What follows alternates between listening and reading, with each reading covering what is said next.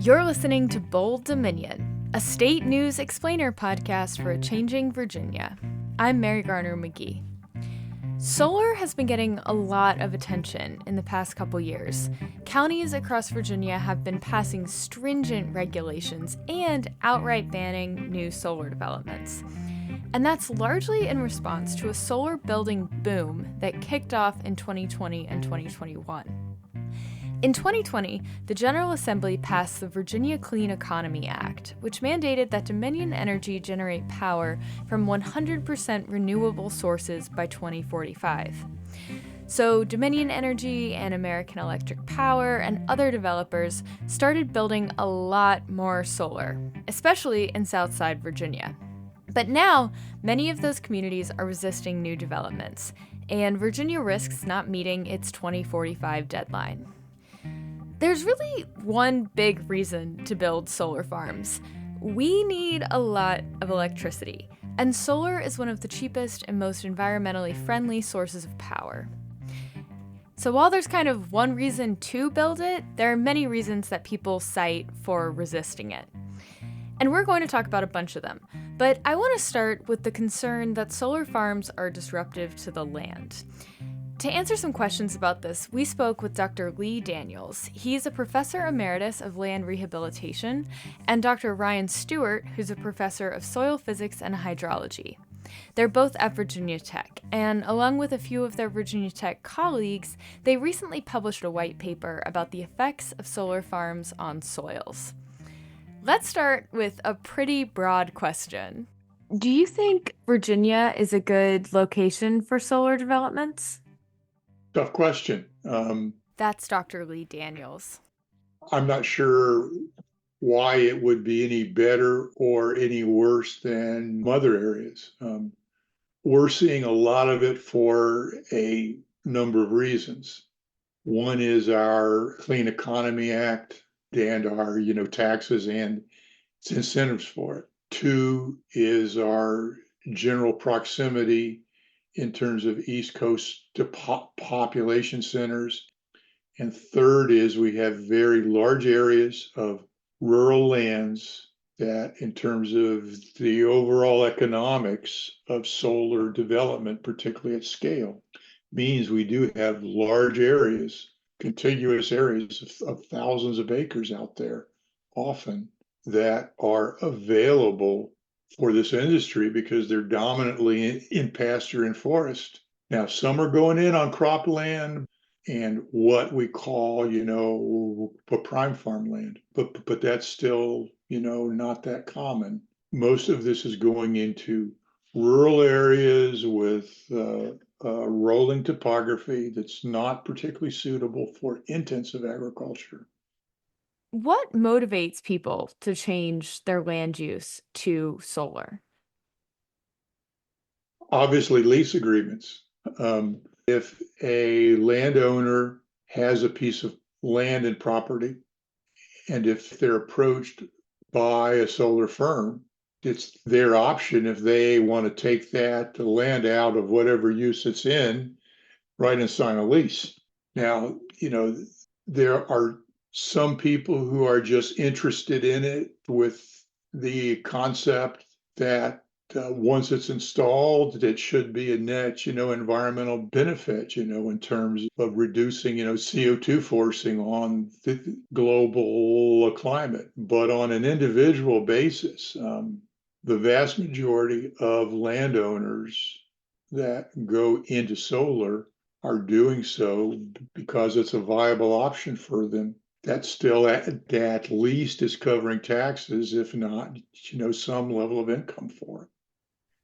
So, what are some of the environmental externalities of these large solar developments? Professor Stewart?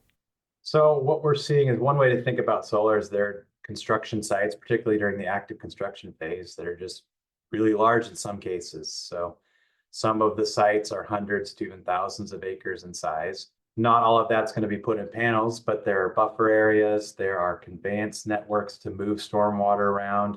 So during the site development process, there's opportunities for things like compaction to happen just due to the equipment driving on there, the installation of the pilings. things of that nature. Some developments, just because of the topography and the rolling landscapes, they'll cut the high areas. So they'll scrape off the high areas and then they'll fill the low areas with some of that fill material. So that causes topsoil to be moved around, potentially lost if it's not handled carefully. And that can just lead to variations in the landforms that existed there naturally. And during this whole site development process, oftentimes the vegetation is removed or killed there. So it can be really important to revegetate those landscapes quickly. And there can be challenges that occur with that depending on the timing of these operations, what's happened in terms of things like compaction and loss of topsoil that are challenges that some of these developers are having to deal with. What are some strategies that people or big companies can use to prevent erosion at solar development projects? Yeah, so erosion is the movement of soil materials, typically via water. It could also be via wind.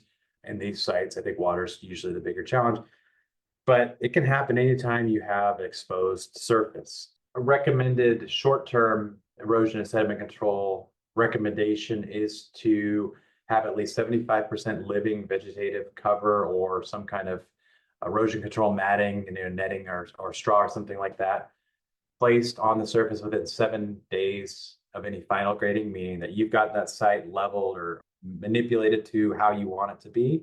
And then 14 days for anything that's non-managed. So if you have an exposed surface within 2 weeks, you're supposed to put some kind of cover on there, would be it mulch or erosion control netting or a seeding. So again, these are, in many ways, big construction sites. These are common practices for construction in general that you want to put out something to just help stabilize and hold that surface together. So, would you say that these practices are widely used? Solar, particularly large-scale solar development in Virginia, is a relatively new phenomenon. If and when the solar developers follow conventional practices like you would see used in a subdivision or, say, a large shopping center or a road corridor, certainly large-scale solar should not be any more erosive or any more problematic than we typically see on shopping centers and road corridors and subdivisions. However, the scale of them is often hundreds and hundreds of acres, if not several thousand. And the timing then of as they move across that landscape at that scale, and there can be so much open ground at a given time, it's taken a while for the combination of our state regulatory programs, particularly as administered via DEQ, and our localities to sort of switch gears and say, okay, this is happening at a much larger scale. And we need to make sure that the basic practices that normally would be done lot by lot have got to be adapted and adopted to this much larger, expansive practice. And so that's where the challenge has been. And so, right now, with these utility scale developments, are they, implementing these practices purely by choice, or are there rules and regulations that kind of determine what a developer must do? Well, it's mandatory. There is something called minimum standard one that underlies both the older regulations that have been in place since 1992 and the newer version of them that just came on July 1 of this year. And what minimum standard one says is that within 7 days of being at final grade, or if you're at temporary surface and it won't have anything done on it for 14 days, you have to stabilize it. And that typically means seeding it and mulching it, right? So that has always been in place. Minimum standard one has always been there. And when DEQ went out last year and again this past year and looked at all their sites that they had under permit, with DEQ, that was about 70 sites, and that's probably about half of all sites in our state. about 2/3 of them were out of compliance with MS1. So is the industry capable of doing it? Yes. Is it being done at many sites? Yes. Are there areas out there where we just have a misfit, and how fast the industry has come into grips with it is really where we are. So you mentioned that they found that 2/3 of the sites were out of compliance. Are there repercussions when they find that? Sure. I mean, when a site is out of compliance with either DEQ, if they're the enforcement entity, or with your local jurisdiction, city or county, typically within 30 days, you've got to fix it. But on a current basis and on a recurring basis, how many of these larger sites are actively staying in full compliance, particularly with minimum standard one, is still an open question. The other question we haven't talked about is what happens in 25, 30 years at the end of this. If it does turn out that large areas of these will actually be decommissioned, there's going to be a whole nother round of disturbance, remediation, restoration necessary at the end of all this, right? So it's got these three phases. You've got an initial phase of risk that we know how to manage it. We just have to do it. You got a management period where, yeah, it's going to be a different land use. It's going to have panels out there. The runoff and hydrology are different. We have to keep it vegetated. We got to manage it. And then, depending on in 30 to 40 years, what our source of energy is, whether or not solar stays in as a permanent land use or not, I don't know. But how all these leases are structured and how all these ordinances are being structured is based on the assumption that in 30 years or so, they're going to go in and tear it all out and fix it. And in many instances, landowners are being told if it's farmland today, your kids or your grandkids in 30 years can farm it again. That's a heck of a promise to make. And then, do you have any advice for, everyday people or local government leaders, just about how should we think about these kinds of environmental trade-offs? Solar energy, it's my understanding that solar power is, better for the atmosphere and climate than fossil fuels, but, they also have these more local environmental impacts. What advice do you have for thinking about those problems? Yeah, well, we need a lot of energy in our daily life, right? Keeping the lights on, keeping our computers on, listening to this podcast. And the energy demand in Virginia and the US is really forecast to grow. Part of that is artificial intelligence and data centers and servers for that, but that's not all of it. It's our daily use and growing population. So we do need power, and ideally we need clean power that's not putting out atmospheric pollutants like you mentioned, right? Whether that's carbon dioxide or other potential combustion byproducts. So yeah, I guess we don't get a free lunch completely, but it seems like there are ways to do solar and develop solar in a way that's fairly low impact. And then there are ways that solar is developed that's much higher impact. And so I think that's where us as citizens and members of the public can try to think about these things and maybe encourage either through guidance and education or maybe even eventually regulation ways to get developers to really embrace these strategies for low impact development that are just not going to have some of these negative environmental repercussions. And what do you think, Professor Daniels? I'll put it this way. I worked on coal mining and still have for over 30 years. And from my perspective, we need to move to an energy production system that is not based on burning coal and oil. Now, how we're going to do that is an obvious and major question now. And it looks like for a number of reasons that it's going to be dominantly solar and wind, and maybe nuclear coming on a bit too. But we as a society, if we're going to maintain how we live, we have to change our overall energy system. I see it as a land use change that is happening. I think it is going to happen. I think to a certain extent it has to happen. And the question now is we have to focus on what we have to do to minimize the impacts of this conversion into this land use. And we can do that. We can do this without significantly damaging water quality. There is going to be some impact on soil quality, but we know how to, with time, fix that, remediate it, and then restore that soil quality.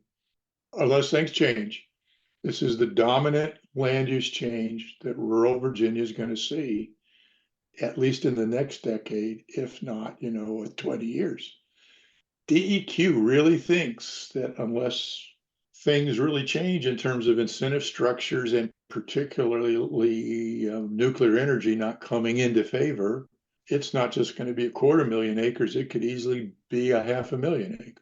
That's just an enormous amount of land. And most of the objections, I think, at a fundamental level are just to most locals are just to the change in land use and the fact that it's no longer a forest and a pasture. It's a bunch of solar panels out there. And that there's a lot of people that just don't want to look at 1,000 acres of solar panels. It's change. And in general, change is difficult on many people. Yeah. But, there's impacts from wind, there's impact from solar, there's certainly impact from coal and gas. There's impacts, although exceedingly rare, from nuclear. Again, if society is going to maintain our per capita energy consumption and it's only going up, it's just something we got to manage. Yeah, there was I thought, really thoughtful op-ed in the Cardinal News where the person kind of argued that urban areas use all this energy and then they look to the rural areas and they're like, okay, like we want your coal, we're gonna come That was back. by Dwayne Yancey. Mm-hmm. That's the best piece I have ever read on that issue. I called him up on the phone. I said, this is the best piece I've seen on this. This is exactly right at the core issue. Yeah. But then, I was thinking about it and I was like, well, I live in an area with the housing crisis. Like, Right. And then you've got a dynamic that folks say, well, why don't we just mandate it go on every roof and on top of every parking deck and on top of every factory? Then you'll have a kickback that says, well, it's more expensive per megawatt to do it. And that's a disincentive to the AEPs and dominions of the world because their mandate is to generate large amounts of power. yeah. And so all that's out there. So yeah, it's really complicated. And frankly, it's fun to work with. I mean, it's always a changing scene. That was Dr. Lee Daniels, Professor Emeritus of Land Rehabilitation at Virginia Tech. And you've also heard from Dr. Ryan Stewart, Professor of Soil Physics and Hydrology, also at Virginia Tech. There's a link to their white paper in the show notes of this episode. We're going to take a quick break, and then we'll come back and talk about some of the other reasons that people have been bringing up in resistance to new solar developments. Bold Dominion is a member of the Virginia Audio Collective, online at virginiaaudio.org. Here's another podcast from the collective that we think you will enjoy. Crosswinds is about two Black neighborhoods in coastal Virginia. They've complained for decades about the harmful coal dust from export terminals. It's just amazing because if you look at it, it's mountains and mountains and mountains of coal.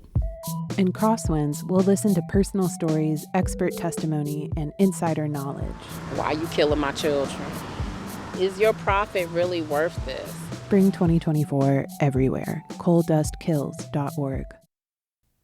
So, we've talked a lot about some of the potential environmental externalities and ways to mitigate them, but that's not the only reason that people cite for resisting solar developments. And as it happens, former Bold Dominion host Nathan Moore is also a member of the Albemarle County Planning Commission. So thank you, Nathan, for coming back to Bold Dominion and sharing some of your planning and development insider knowledge with us today. Yeah, thanks for having me on to the show. And, we both work for WTJU, which is owned by UVA, but obviously the opinions expressed today do not represent the positions of UVA or WTJU. So speaking to you as a esteemed public servant on the Albemarle County Planning Commission, you've seen some proposed solar developments. What sorts of concerns are you all hearing from citizens about new solar construction? So in Albemarle County, there's one largish one that we had in front of us a few months ago. There have been others, and I've only been on the Planning Commission for about a year and a half. There have been, several others in the years leading up to my tenure, but really two main concerns. You've got the environmental concerns, not just on like erosion, although that is something that some people bring up.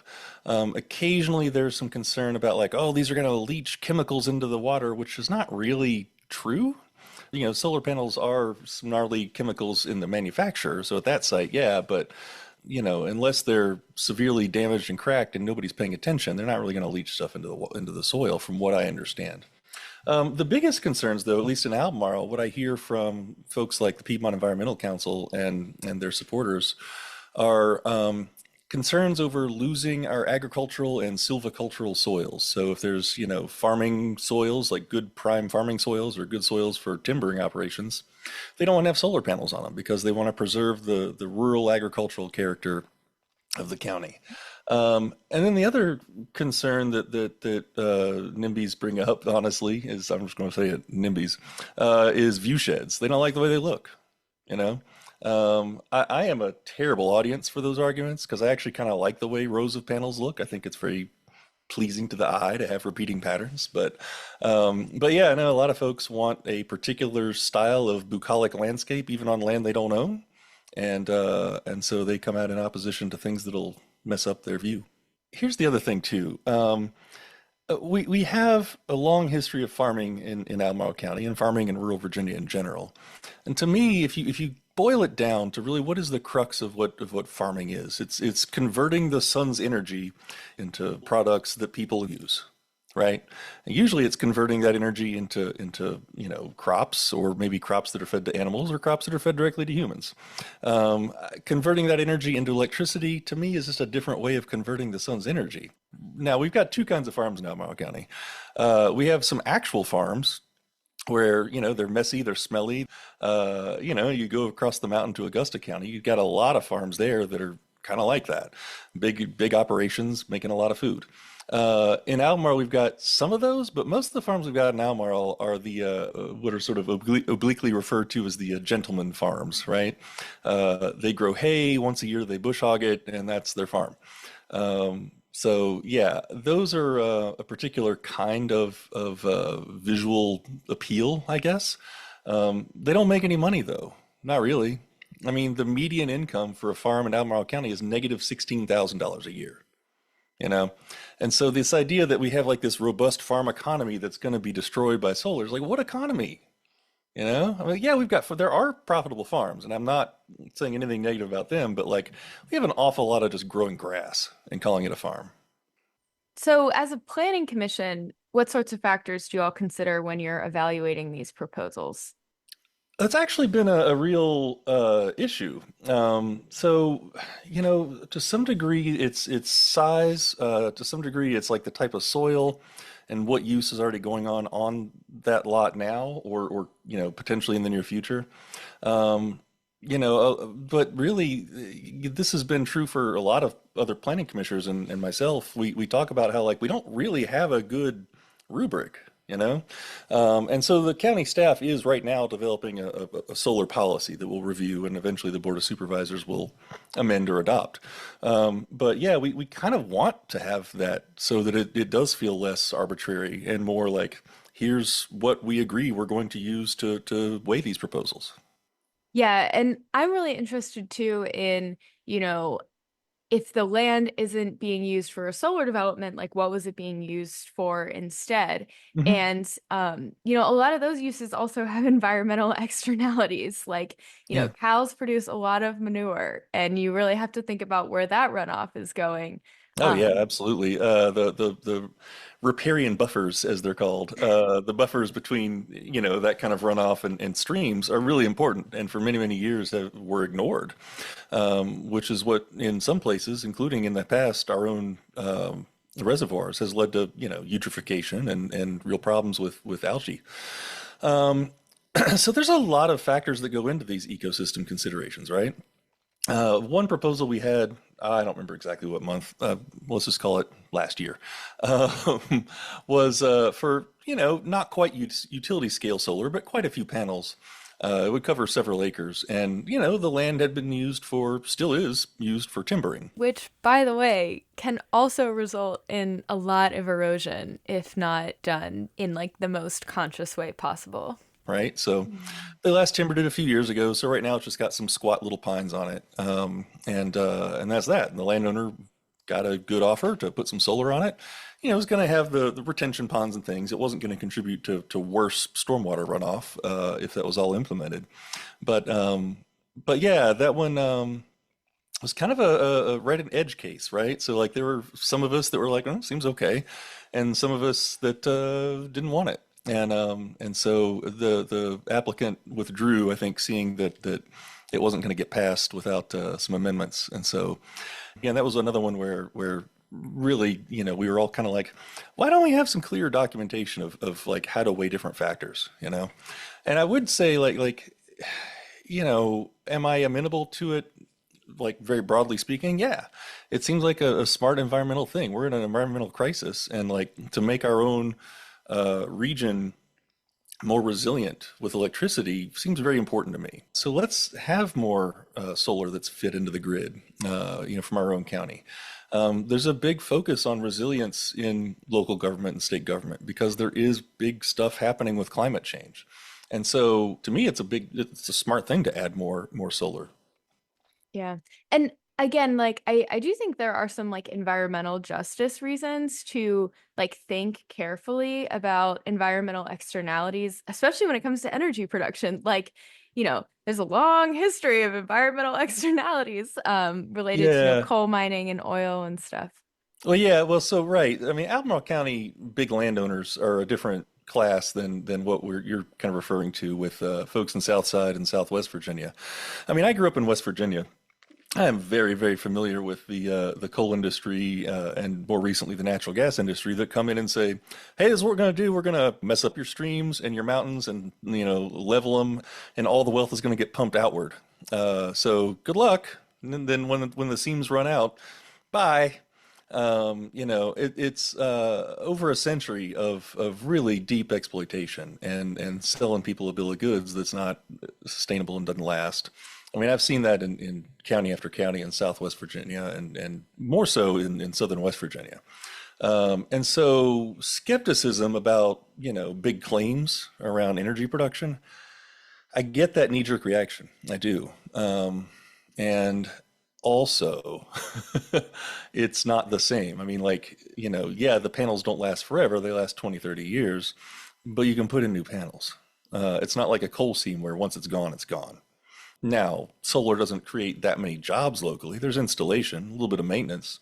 Probably should be some better maintenance to prevent erosion, but it's not the kind of like the backbone economy of a whole town the way coal used to be. And so, a lot of rural folks out there, I can understand those who are like, this is not our problem. We didn't create it. It's going to, mess up our views, and we don't really trust what the bureaucrats are saying. So no. And we've seen county after county basically say, no, we're not going to do that. Orange County has denied every solar farm request in the last couple of years. I saw Madison County to our north has done the same. Just about a whole slew of counties in Southside and elsewhere have really put tight restrictions or not passed very many at all. Albemarle is a mixed bag. It does require a special use permit to put in solar panels at scale. We've said no to some. We've said yes to some. Small for like service to your own home, that's fine. That nobody requires any special hearing about that. But yeah, to do at scale solar out there is really where we're kind of the rubber's hitting the road. And I think hopefully with some clarity we can figure out what a good rubric is to go forward.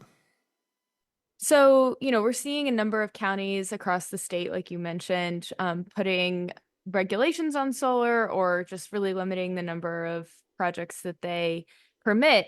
And the General Assembly in the past session tried to restrict localities' abilities to do that. So basically to try and make it easier for solar developments to get built.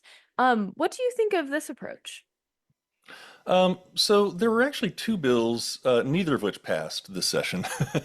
One was proposed by Cree Deeds, actually, from Charlottesville here, who had proposed giving state utility regulators the authority to override a local government's denial. That one didn't get out of committee in the House or the Senate. Another one from Schuyler Van Valkenburg out of Richmond, his bill would prevent localities from passing whole-scale bans on developing new solar projects. To say then that you can't just outright ban it, you have to at least have the hearing. That one did pass in the state Senate, but it got deferred to next year in the House, so essentially got killed. So neither of those passed. We do have an interesting tension here because so often the state with the Dillon rule here in Virginia does kind of dictate how things go and what powers localities have. Localities, one of the few things that they do get is zoning and rules about what gets built on the land. And so for the state to come in and say, like, actually, we're going to take that power back. As somebody involved in local government, I do kind of get the reaction there. It's like, no way, that sucks. At the same time, you are seeing places, some states propose this kind of thing, not just for solar, but also for like housing policy, where it's a big regional problem and a big regional crisis that we need to address, whether it's energy or affordable homes or whatever it may be. And so for the state to say, look, we're going to make this a state thing, but every locality hates that. So I don't know the answer there, except that when we have identified state needs, how are we going to get there? And the sense that we can every locality can all pitch in, we can all be a part of the solution, that seems to be lost here. And I don't know how I get there with this issue and some others. So the Virginia Clean Economy Act passed in 2020, and the General Assembly basically said to Dominion, by 2045, we want to be entirely on renewables. What's the big picture here when it comes to solar in Virginia? Well, the big picture is that to get there in 25 years, and that's a long enough runway usually, but if you're going to run into regulatory hurdles at every locality every time, it's going to be really tough. For Dominion to hit that goal, they have to increase their renewable energy portfolio tenfold, right? To go from 1,600 megawatts to 16,000 megawatts. That's a huge amount of new power development. And yeah, as more of an emergency environmentalist rather than a cautious one, I think it's important. But how we get there when the sort of local, very checkered, difficult to maneuver regulatory environment is making it difficult on a per project basis, not just per county, but per project. I don't know how Dominion's going to get there. Now, putting me in the same bedfellow as Dominion is a really weird feeling, but I want Dominion to be able to build more solar. I do. And I don't know how we do it unless we just, look at this in a more permissive way. You've been listening to former Bold Dominion host and current Albemarle County Planning Commissioner Nathan Moore. That's going to do it for Bold Dominion this week. A huge thank you to Dr. Lee Daniels and Dr. Ryan Stewart, and our assistant producer, Sarah Bastinelli. Don't forget to subscribe to Bold Dominion and leave us a review on Apple Podcasts if you have a minute. It really helps other people find the show. Thanks so much, and have a wonderful weekend. We'll be back in 2 weeks.